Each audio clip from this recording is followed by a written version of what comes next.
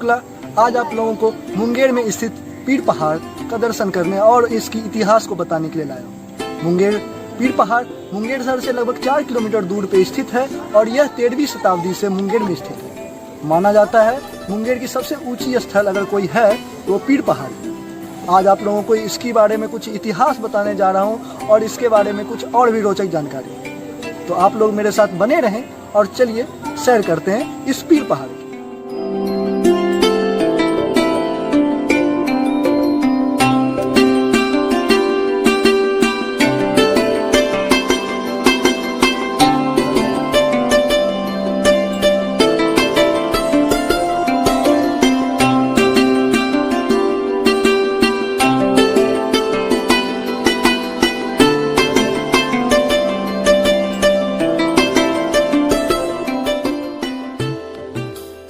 पीर पहाड़ बिहार के मुंगेर जिले में स्थित है।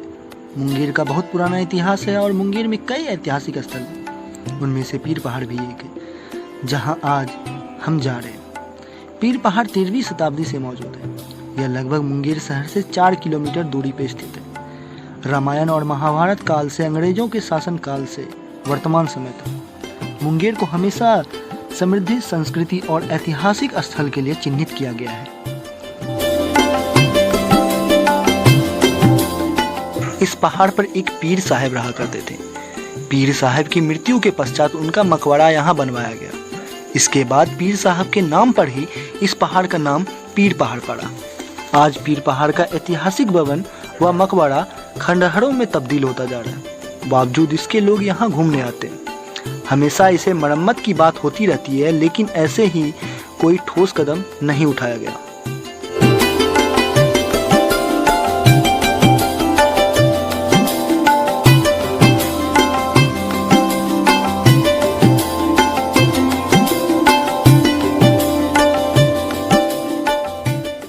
आज यहाँ दूरदर्शन केंद्र, वायरलेस टावर तथा पानी जहाज का टावर स्थित है।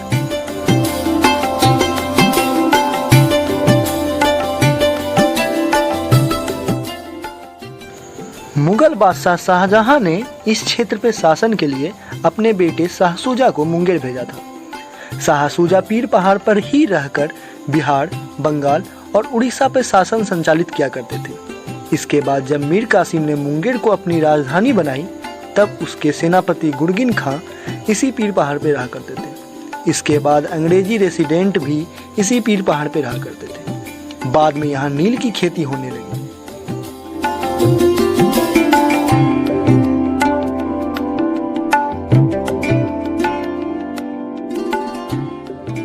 उन्नीस 1905 ईस्वी में रविंद्रनाथ टैगोर मुंगेर में अपने चाचा प्रसन्न कुमार ठाकुर के यहाँ रहने आए थे। उन्हें पीर पहाड़ पे बैठ के शांति की अनुभूति होती थी।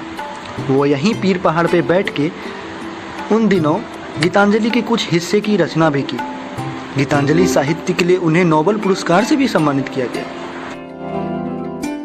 पीर पहाड़ पर बने इस सुरंग का दूसरा संपर्क माना जाता है माँ गंगा कष्टर्नी घाट के पास बने सुरंग से जुड़ा है। इस सुरंग का इस्तेमाल राजा, सेनापति और गुप्तचर आपसी संपर्क बनाने के लिए किया करते थे।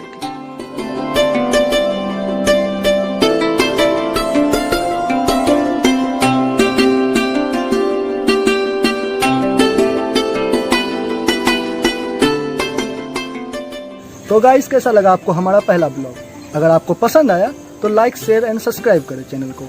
और अगर आपको किसी भी तरीके का सजेशन देना है तो कमेंट बॉक्स में आप अपना सजेशन जरूर दे सकते हैं।